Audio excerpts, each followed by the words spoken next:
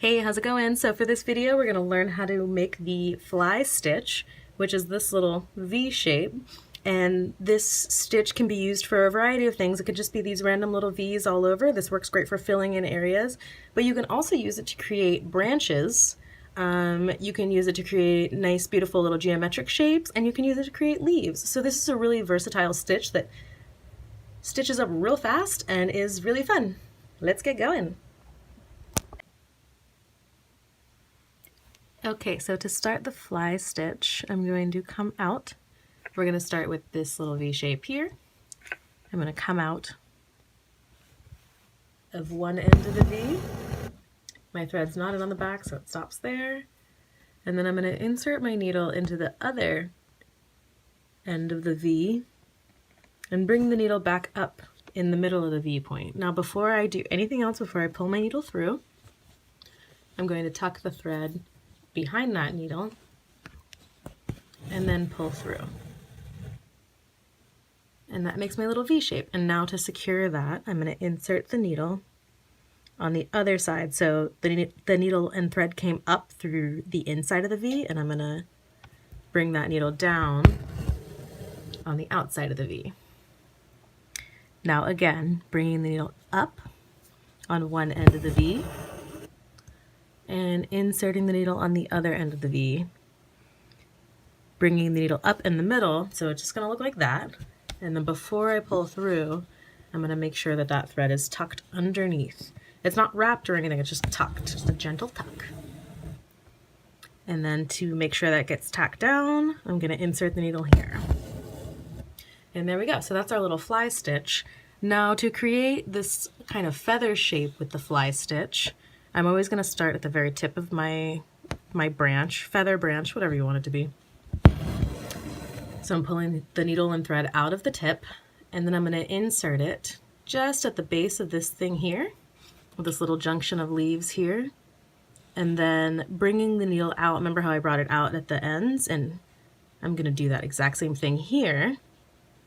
Bringing the needle out at one of the ends, doesn't matter which one, and then I'm going to insert the needle into the tip of the other leaf on the other side, bringing the needle tip out in the middle and tucking the thread behind the needle. Now see, this is going to be a little bit different what we're going to do next. I'm going to make sure that's lying there evenly. Instead of just inserting the needle right down there, I'm going to make a big long stitch and insert the needle again, just like we did with that first one. I'm going to insert it at the next juncture of leaves. And then here, I'm just going to pull it back so you can see, so we can do this a little bit slowly. So it's going to look like that. Then bringing the needle up through the tip, just like we have one of the tips of the V, inserting the needle on the other side of the V, exiting at this point, this juncture, tucking my thread behind the needle and pulling through. Okay, and we'll just do that a few more times at normal speed so you can see how this flows. So I ended that, and then I'm going to bring this back up, tack that down with a big long stitch, back up through the side. Make sure this is tucked behind, and you'll notice sometimes I don't actually completely tuck it behind the needle, and the reason for that is, if you'll watch right now, see, I'm going to make like almost just a big, huge, giant loop with this, so that when I insert the needle back in, bring it out through the middle, I know that this thread is going to be behind the needle because of the way that I'm picking it up off of the fabric. So instead of having to physically tuck it behind, that's already tucked there. So hopefully that is clear to you. Okay, and now I want to do these little mountains. So you might be like, how can we do that? Basically, we're going to layer these, nestle each little fly stitch inside of one another. So again, I'm picking up the needle at the very end. I'm inserting the needle on the other side. I'm going to bring the needle out at the V, making sure that my thread is tucked behind the tip of the needle. And then I'm going to tack down that V. And then I'm going to go on this next row on the inside, bringing the needle out inserting it at the other side, coming out at the middle, tucking my thread behind the needle, and inserting it there. And then again, I'm coming up at this edge, inserting the needle here, bringing it out, and tucking it behind.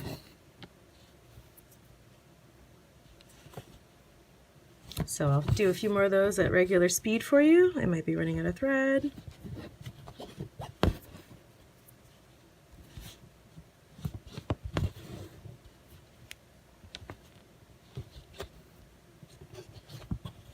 And so you could even choose to do these in different colors if you wanted to. And so it could be like this little striped mountain effect. In this case, I'm doing it all in one color to make this the shortest video possible for you. Now I'm gonna tuck that down. Unfortunately, I ran out of thread. So we're coming up at the end here. And then we're inserting it again at the other end. And I used my fingers on the back here again to just really hold everything up and be able to push the needle up.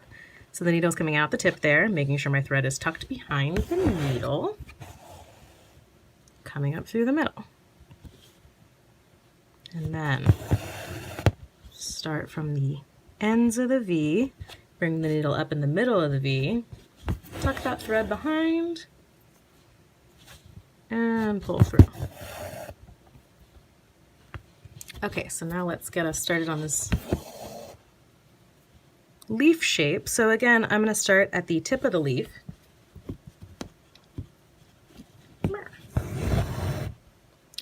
And I'm just going to make that first little section, I'll just show you slowly.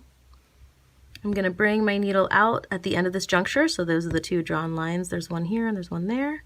Bring the needle out at the end of that. Inserting it at the other side, bringing it out in the middle, tucking my thread behind, and pulling through. Now, instead of making that big long jump like I did before, I'm going to make a little jump. And continue on with that shape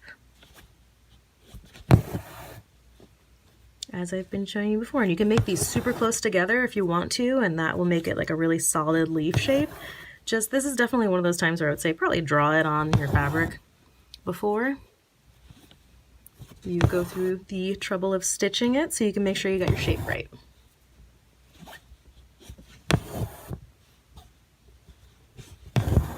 All right. And there you go. That is how you create a leaf with your feather stitch, or a fly stitch. Sorry, it's not a feather stitch, it's a fly stitch. Oh my God. All right, there you go.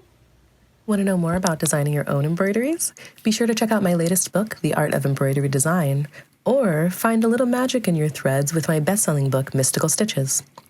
And if you enjoyed this stitch video, be sure to check out my workshops. Learn the infinite potential of each stitch through my Stitch Explorer workshop, or you can check out my Magic Threads bundle and save $27 by getting all of my embroidery and design workshops in one place. Head to mixedcolor.net for more. Oh, and I think this is the point where I'm supposed to ask you to like and subscribe, I guess? I don't know. I'm new to this.